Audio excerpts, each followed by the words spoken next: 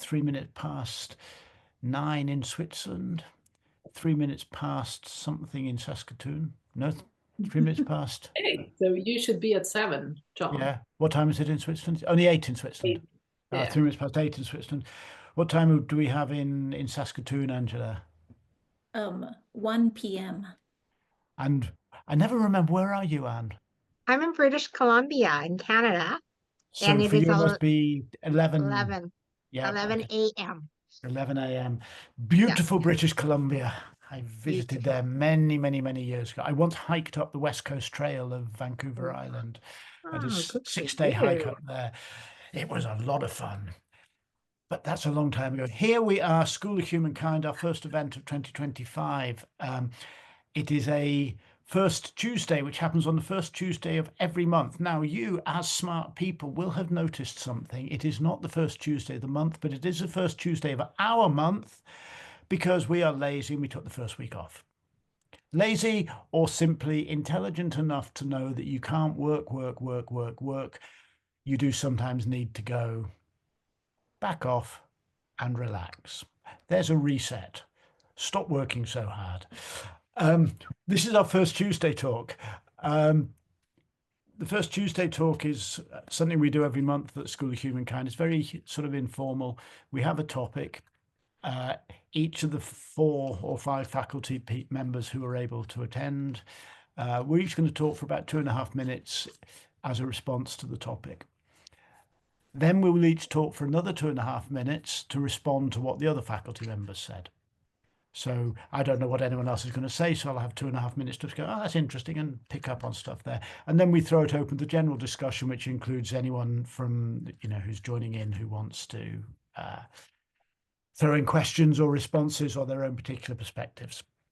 The topic of the whole month, loosely speaking, at School of Humankind is reset. We don't do New Year's resolutions, but January is a pretty good time to go, what might we think about resetting? How might this just be a good time of year to go, let's think about things slightly differently? And so the topic of this first Tuesday talk is one reset that will make your world a better place. Not your world, my world. I'm talking about a reset which will make my world a better place. And so will everybody else be talking about a reset which will make their own world a better place.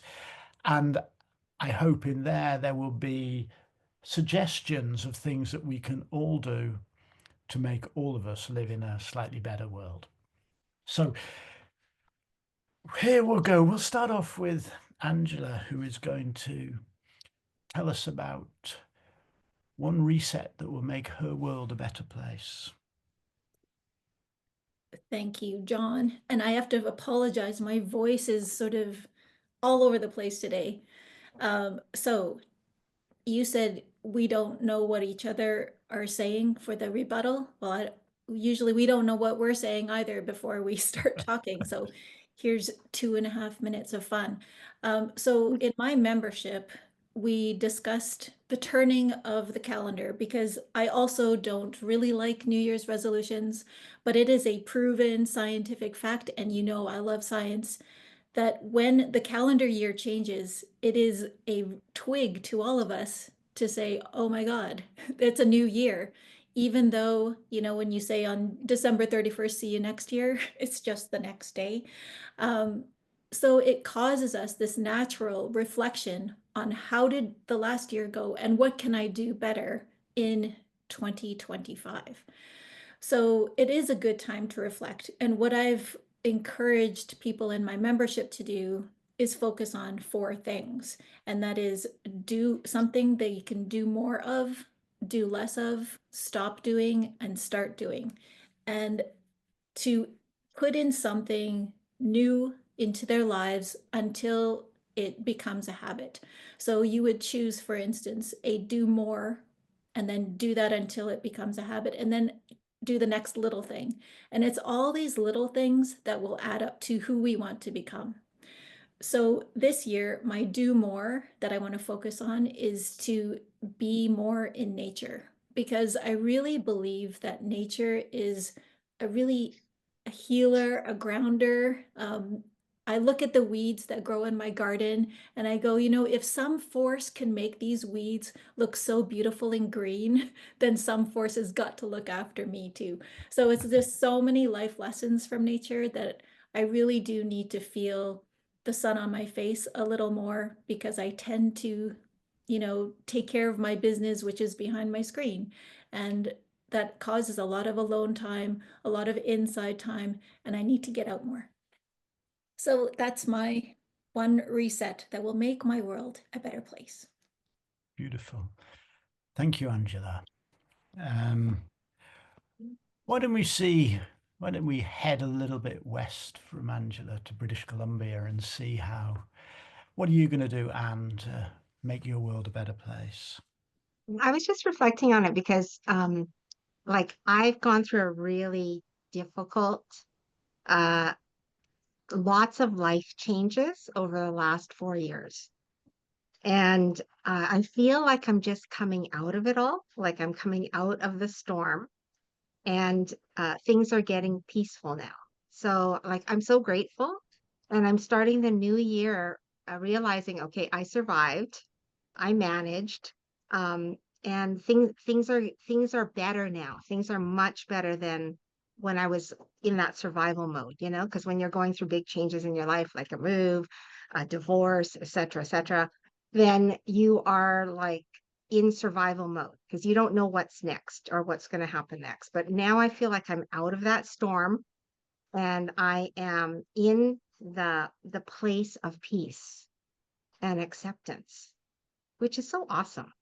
But I also want things in my life. Like I'm getting older and I'm starting to focus on what do I want?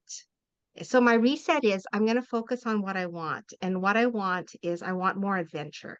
That's my word for 2025, adventure. Last year we went on one of my bucket list was to go to Niagara Falls with my boys.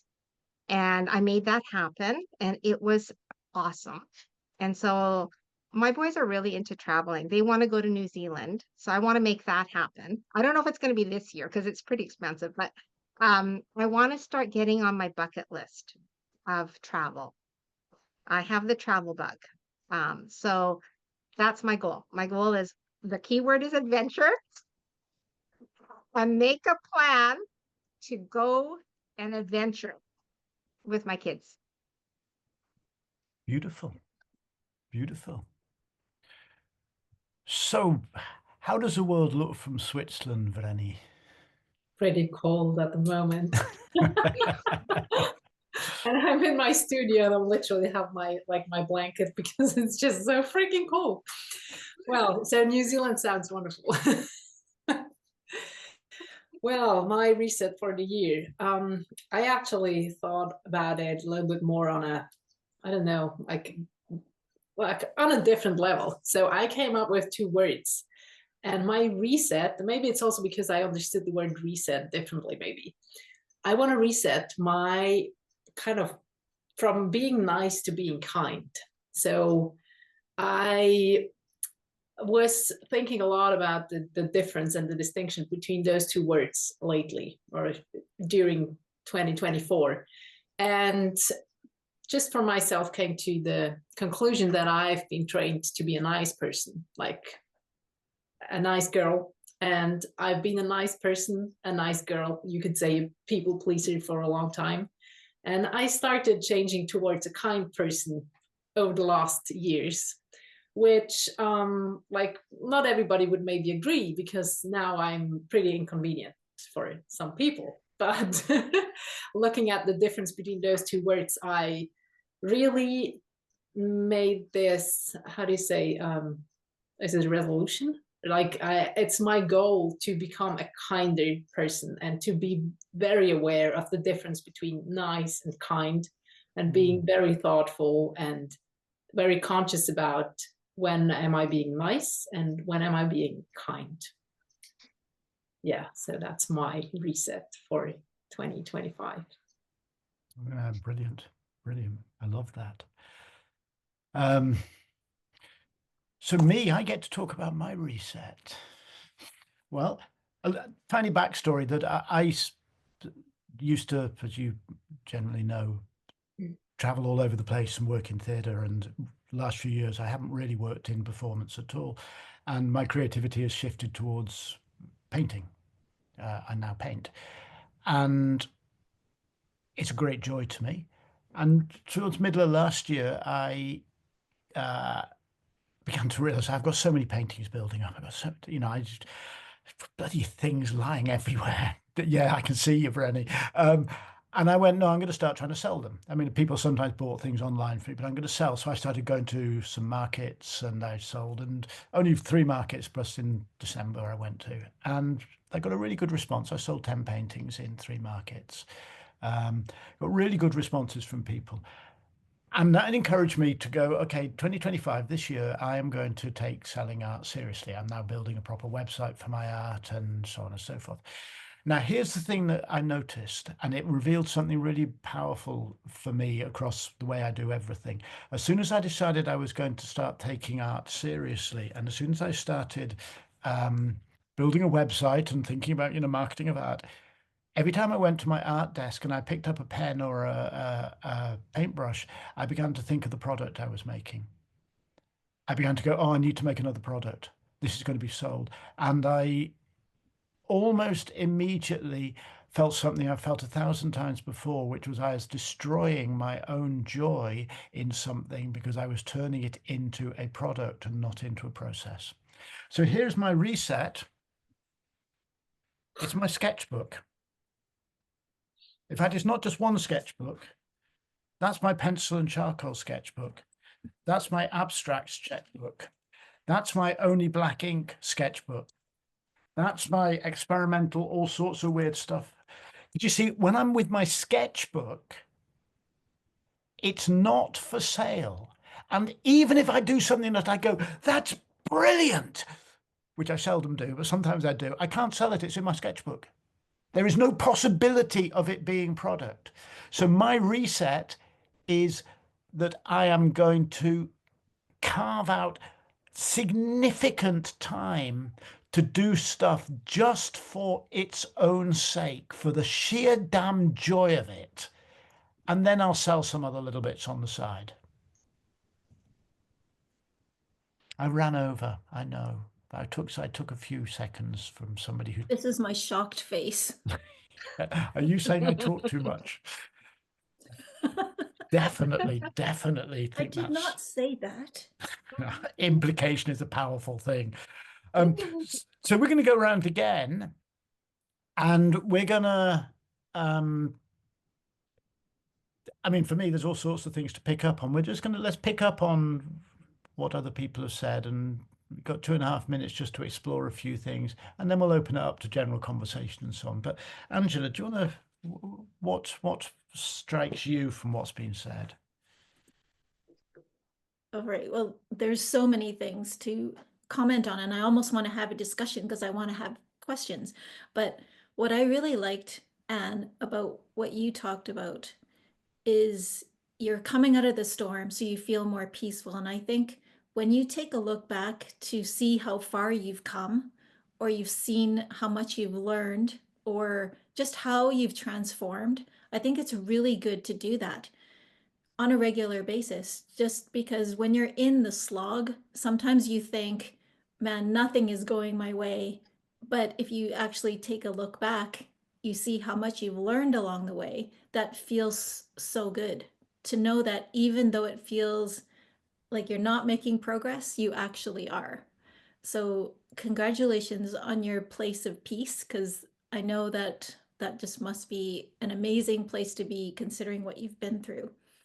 I also really like your choosing a theme word. So it's made me think about that.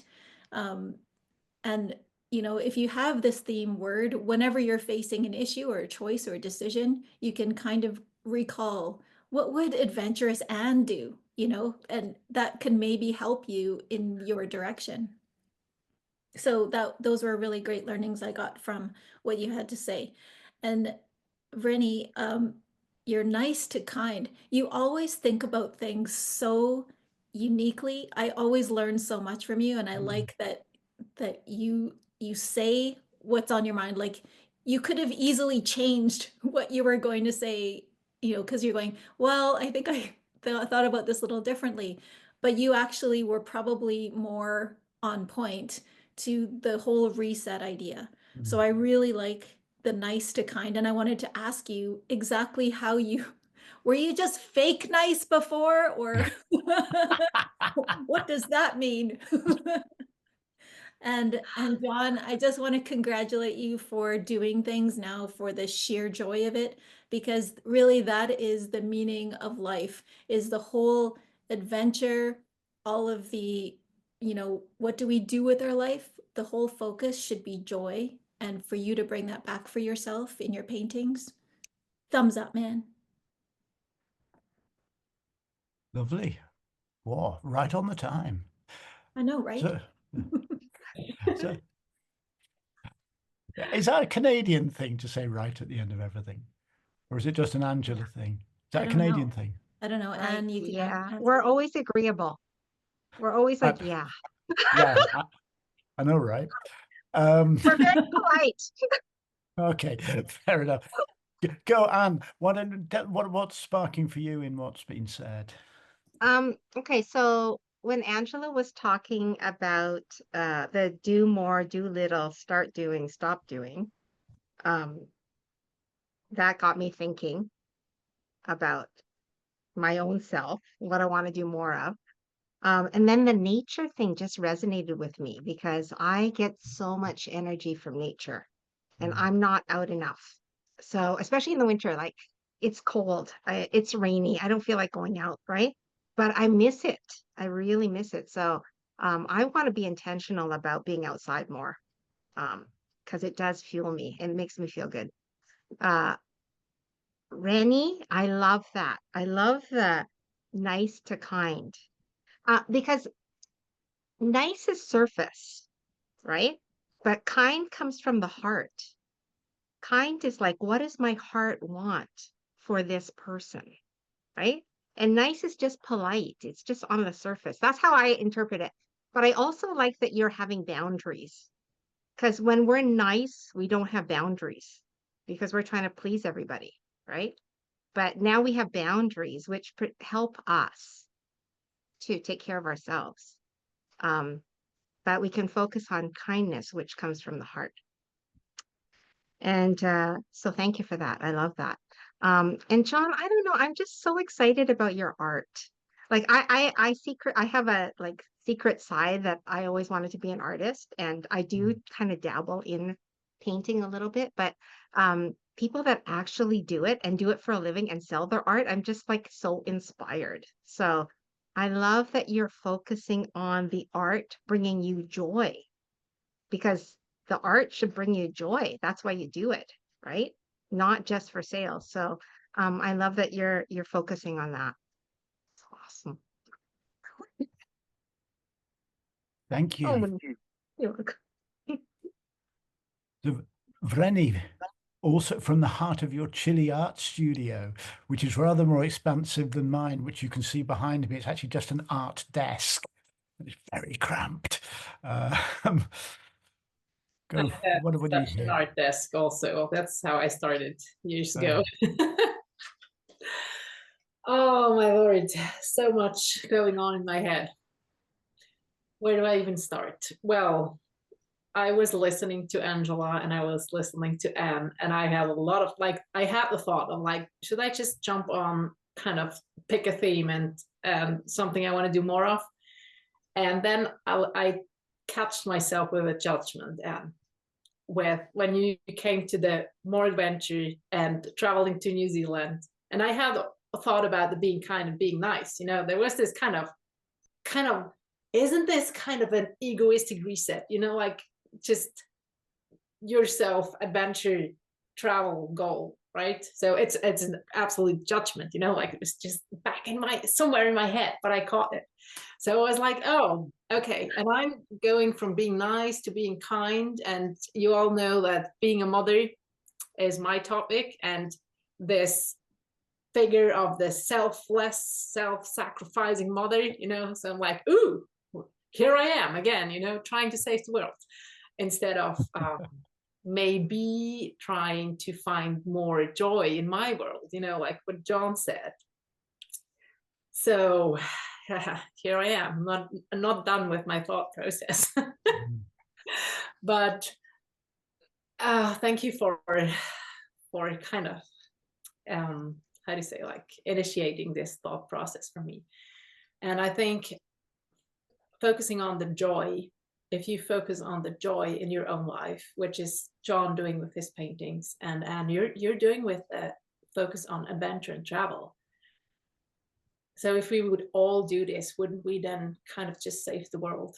Because we'd all be kind of happy and balanced and yeah, just more able to be a kind person because we're just at peace with ourselves. So that's how far I am with my thought process. And I'm definitely gonna pick something that I want to do more of this year, Angela. I'll rethink. Thank you, Vreni. Thank you. I want to just to start my reflection. I actually want to just pick up on what you were saying there about judgment, because I think it's really interesting. Nice to kind feels to me like really useful. It actually resonates very, very strongly in me in terms of the journey I've had to travel in the last 5 or 6 years when things have not been enormously easy. And one of the things that I have encountered is the fact that I think too much of my life I have been nice. That doesn't mean not having judgments. It means not being brave enough to live by my judgments, somehow concealing them, having opinions, but not ever wanting anyone to know. I'm not saying it is very useful to let everyone know your opinions. I think we should generally keep our opinions to ourselves. But actually what I want to do, and your phrase speaks to this, I want to cultivate the kindness that means I don't have to have opinions about other people. I can simply go let people choose the pathways they want to choose. If somebody chooses a pathway that is ethically, morally, or spiritually entirely unconscionable for me, then I won't associate with that person. I have that choice. But niceness is about going, yeah, I think that you're a really vile human being, that I'm going to pretend I'm not. I pretend I don't think that because I want you to like me. There's something very selfish potentially in niceness, and I think I've been guilty of that through my large parts of my life. The adventure thing is interesting as well, and because I have traveled so much. I mean, for the decade after I stopped being, even before I was then, but the decade since I stopped being an academic, I mean, I worked all at China and Malaysia and Singapore and Australia and India and Colombia and America and Mexico and all over Europe, constant traveling. And I thought I would miss it when I stopped. I stopped partly because of the heart attack and then the pandemic, and then my priorities changed. The adventure is very real now, watching the seasonal shifts in my garden. And, it really is more exciting to see how the seasons are beginning to shift out of the shortest day towards that. It's more exciting to me than travel was, but I speak from having done a lot of travel. So that how we define our adventure seems to me so powerful. And I won't have time to get to you, Angela, even though you were very provocative, because I've run out of time again. There was extra time from all of us, except know. maybe for me once. So you're allowed more time. Well, no, we'll just have a general discussion. Why don't we? Let's just open this up to general discussion, including, those of you who are watching. If you have thoughts or questions or insights, or you just want to talk about a reset that's of interest to you, just stick up a hand or unmute and say, "Shut up a minute, I'm talking," or something like that. Please do stick in. Go, Nikhil. Thank you.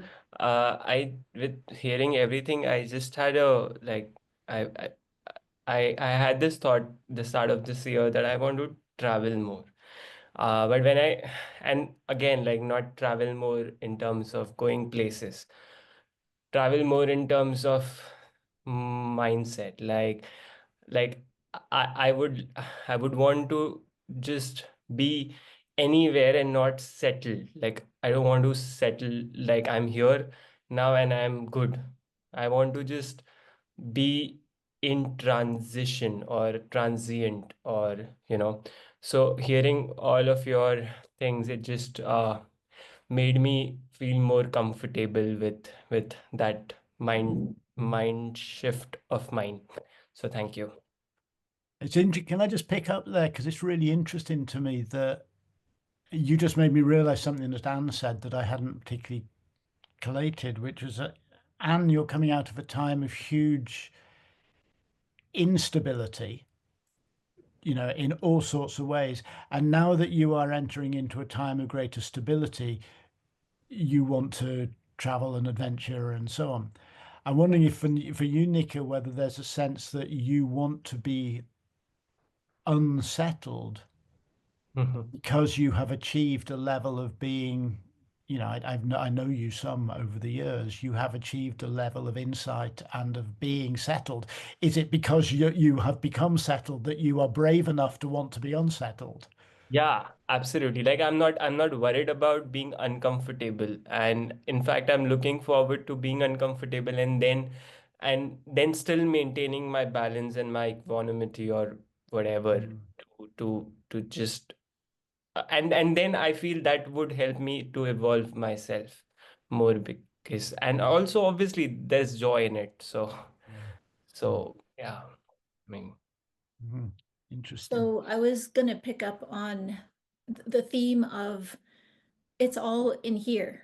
It's kind of the way we think about things. We can get our sense of adventure without having to move at all, just by processing what we're seeing in an adventurous, a curious way. They say curiosity is really such a huge gift for all of us. So you can see even the most, random dull things in a new way just by being curious. And John, you picked up on Nikhil wanting more adventure, and Anne wanting more adventure, and I felt the same as you, John. With my career, I traveled the world, and there was a point where I'm just like, I do not want to see another airplane. I just want to settle. And so I've, settled in the middle of nowhere, Canada, and I love it. And then there came a time where it's okay, I think I could use a trip, maybe 6 years after we settled. So it makes me ask the question of, can we be adventurous and stable a little bit every day and work that into our minds? And it's like, maybe in your art, you push yourself a little further and Vreni, you can speak to this too, of like maybe a different color combination, maybe a different signature style that pushes you into a discomfort zone. But then you also have areas where you're very comfortable. So it's finding that balance in the life that you have just by changing your mindset about stuff. I'm interested in that as well, Vreni. Do you, because you make the most wonderful art and you work with people in intuitive practices. Do you consciously, as part of your work as an artist, say, I'm not going to be particularly intuitive. I'm going to make some decisions about to smash some of my habits. I'm going to do something like I've never done, because certainly for me, sometimes a sketchbook is saying, I always paint in black and red, so I'm going to do green and orange. And oh God, I don't know what to do. Do you, because you're very much intuitive in your work, do you consciously set yourself challenges and tasks? I do have like two different approaches to my art practice, actually. And I struggled a lot with this when I started selling my art, because the marketing gurus tell you like, no, you need to find how you do your work and how you sell it. I'm like, oh, I always do it differently, Yeah. So there is this intuitive side, and there's a lot of what you said, Angela. Like there is this looking for balance. And it could be looking for balance in the painting, but it's also looking for balance in life, you know, and on a greater view. Because when I realized myself, when I have a lot of chaos going on in my life, I tend to paint a lot of patterns, a lot of repetitive stuff, a lot of very structured paintings that kind of give me the balance. And then on the other side, there is this approach to my art that I really kind of bring my life to my art. So if my life is chaotic, it's like chaotic on my canvas. And those are two very different ways of working, and with very different results. You know, like one is kind of just balancing it out, and it helps me how to say, like calming myself and grounding myself. And then the other one is more helping me understand what's going on. It's more kind of giving me insight into what is going on. But I can only do this when I have enough capacity to look into it and to process what is going on. And then there's even a third avenue, you could say. I work, how should you say this, like with a concept, you know, or I have an idea in mind. I have a topic or a theory that I want to explore, but I want to kind of expand on it in creative ways, you know, like, for example, I was working on a series about values. I think 1.5 years ago when my youngest came to kindergarten, or 2.5 years ago. And it was really, for me, looking at this topic of values and how do people approach this from a theoretical point, and then bringing it into art and see what feels good to me, like in terms of composition. And then when it feels good to me, what does this composition teaches me back, you know, about how I should arrange my values, how I should make changes, how I could make changes. And I was literally kind of moving the things around on my paintings, thinking about it being building blocks of my life, values or topics in my life. And then I was just feeling into it again, how it feels. And it gave me a lot of insight. And it gave me a tool, you could kind of say, to how do you say, like to smash boundaries that were in my head. You know, if I would just have sat down and tried to figure this out in my head, I would never have found the solutions I've found through creativity. So I don't know if this answers your question in any way. No, there's something really important opened up there,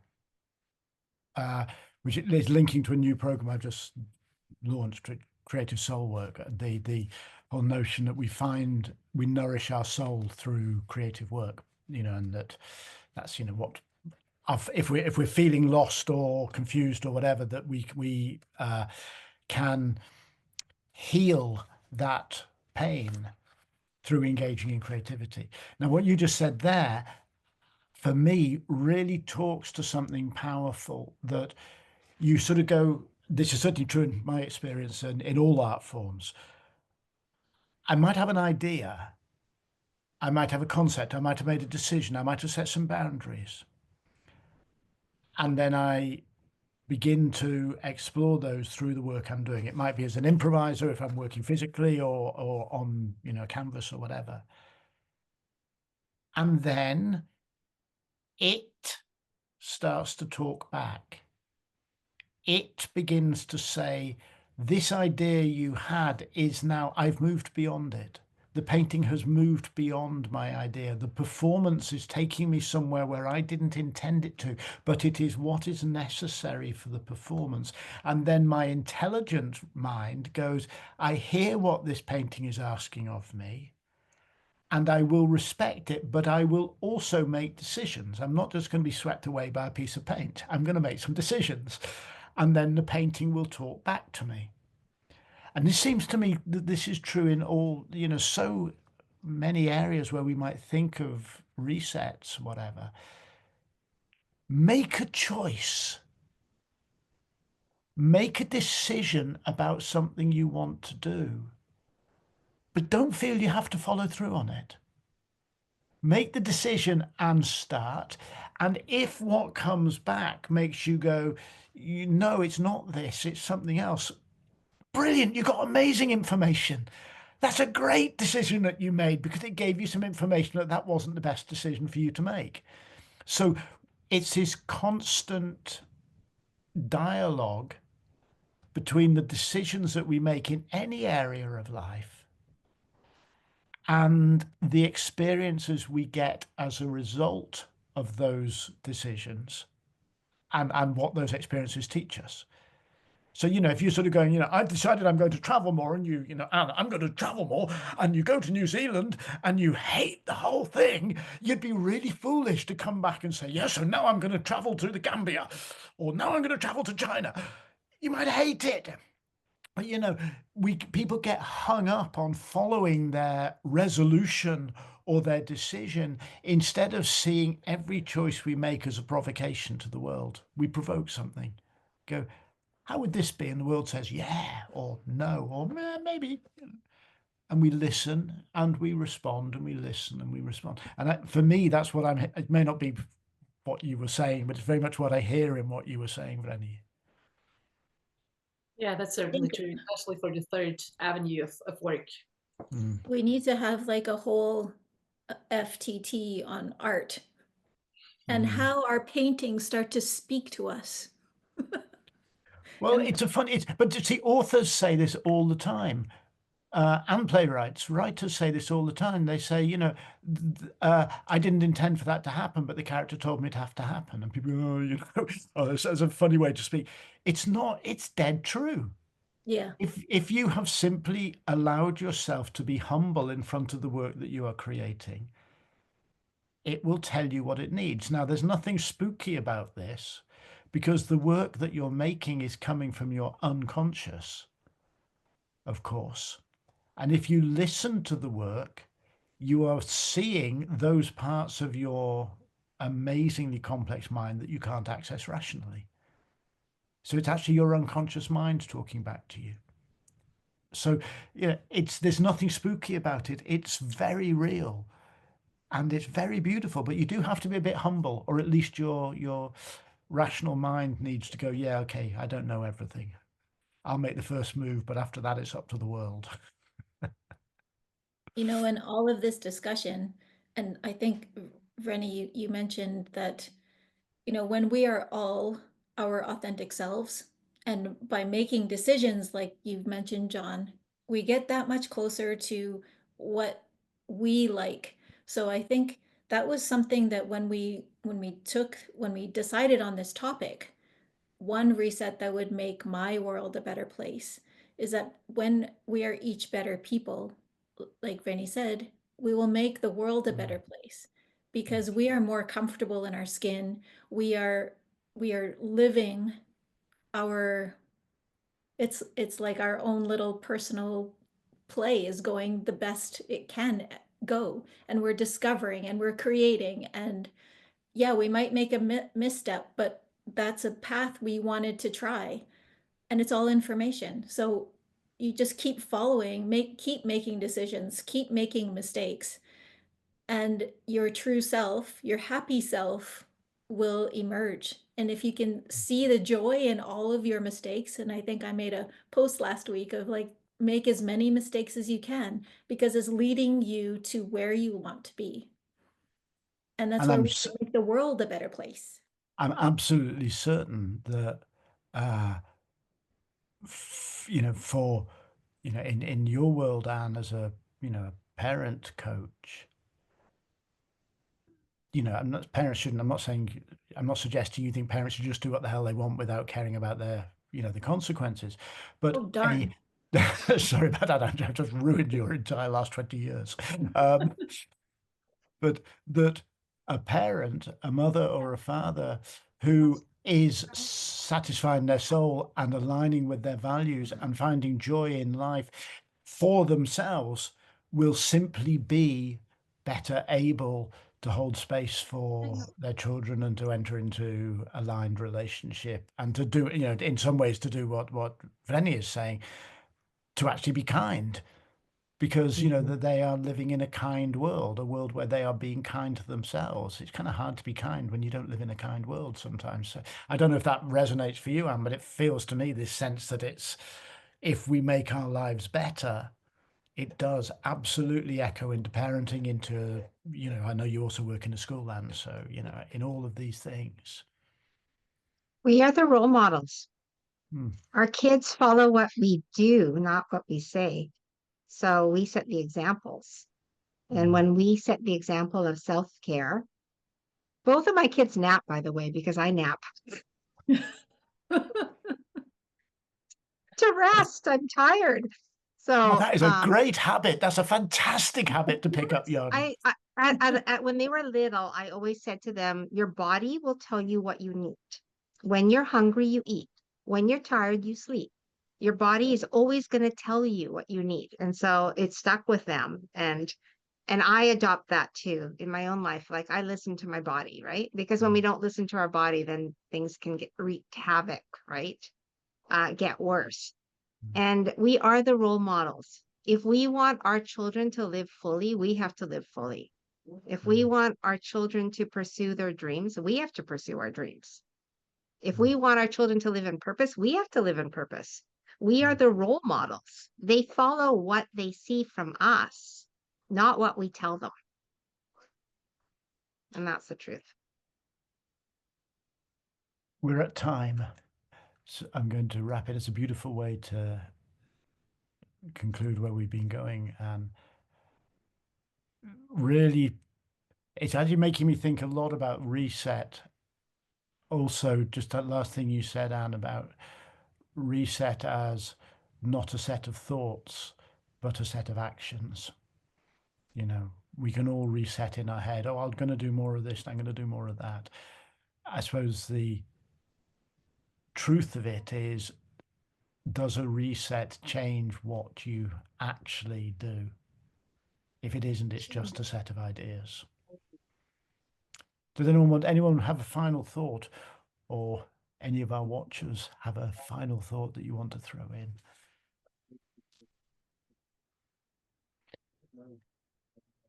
In that case, I will wrap us up. Thank you for coming to our first Tuesday talk. The next first Tuesday talk will actually be on the first Tuesday of the month. Later this week, we have a whole series of Meet the Faculties where one faculty member interviews another. And this week it's actually Meet Me. I've interviewed several other people, but I'm being interviewed. So it's Meet Me on Thursday. Then next week, what's happening next week? And who can remember? I know I'm running a workshop on how to stop doing things that no longer serve you, which is really about how to break out of thinking habits and physical habits that are really not useful to you. But what's happening on Tuesday next week? Can you remember, We've Angela? got Anne Is that Anne? Is that talking you? about boundaries, I think. Ah, brilliant. Yeah, healthy. Boundaries are healthy. What a brilliant week coming up. Next week, we've got boundaries and how to stop doing things. We love this. So And then we've got the last Tuesday is how to reinvent yourself in relationships. the last With Tuesday of the Sorrel. month. Oh, Sorrel doing it. Okay, Sorrel's doing, who's a relationship coach from the UK, is doing how to reinvent yourself in relationships. And then there'll be some kind of meditation session. We're not quite sure what sort of meditation it will be. But We will meditate on it. We will indeed contemplate until such time as enlightenment comes. Yes. So thank you for being See you here. next year. Hold on. Wait a minute. Yeah, hold on. You're way too early with that one, Freddie. Way too early. You said until enlightenment comes. Could even take 2 years. I don't know. Yeah, okay, until enlightenment comes, we'll just keep churning stuff out on Tuesdays and Thursdays. All right, brilliant. Thank you, people.